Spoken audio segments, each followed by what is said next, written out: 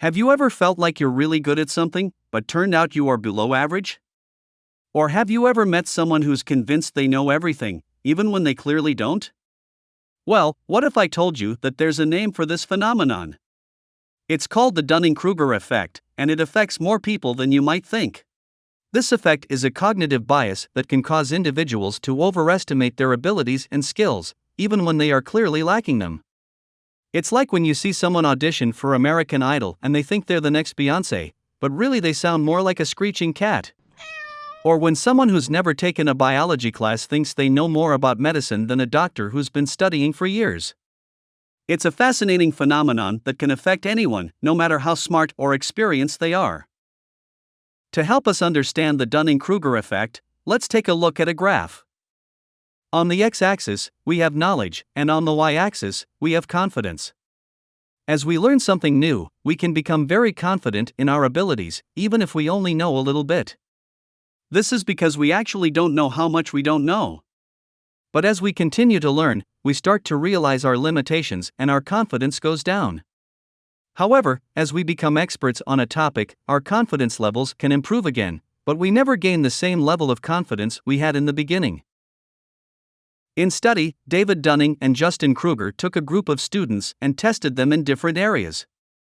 Before knowing the results, students also rated how they thought they performed. Let's put both results on paper. This time on the x-axis, we have competence, but on the y-axis, we have test results. Blue line represents actual test results, so the lower the score in the test, the lower competence in the field. And the red line represents how students thought they performed in test. Interesting fact is that almost all of them rated their knowledge above average, and the worse people performed in tests, the more they overestimated their abilities. It's because recognizing your own failures and evaluating your performance requires the same skills as succeeding at a task.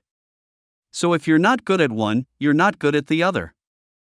But on the other hand, those who were actually competent tended to underestimate their abilities. You may wonder why? One of explanations could be it's because they assume that everyone else was just as knowledgeable. This can lead to the opposite of the Dunning-Kruger effect, where people experience imposter syndrome and doubt their abilities even in areas where they are excellent. But let's leave this to another video. And based on this information, we can easily understand what Charles Bukowski meant when he told, "The problem with the world is that the intelligent people are full of doubts, while the stupid ones are full of confidence." But, how can we escape the trap of the Dunning-Kruger effect? Here are 3 tips you can start with. Firstly, keep learning and practicing. Rather than assuming that you know everything there is to know about a particular topic, continue to explore and deepen your understanding. This will help you recognize that there is always more to learn, and can counteract the tendency to believe that you are an expert, even when you're not. Secondly, seek constructive criticism. Asking for feedback from others can be an effective way to gain insights into how they perceive your abilities. While it can be challenging to hear criticism, it can help you identify areas where you can improve and develop your skills. And finally, question your assumptions. It's easy to fall into the trap of only paying attention to information that confirms what you already believe. This confirmation bias can prevent you from recognizing your own limitations and learning from new information. To avoid this, challenge your assumptions and seek out information that challenges your existing beliefs. This can help you develop a more accurate understanding of the topic. So, have you ever experienced the David-Kruger effect in your own life?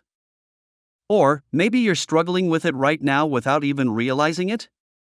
Share your thoughts and stories in the comments below, and let's explore the common areas where this cognitive bias appears.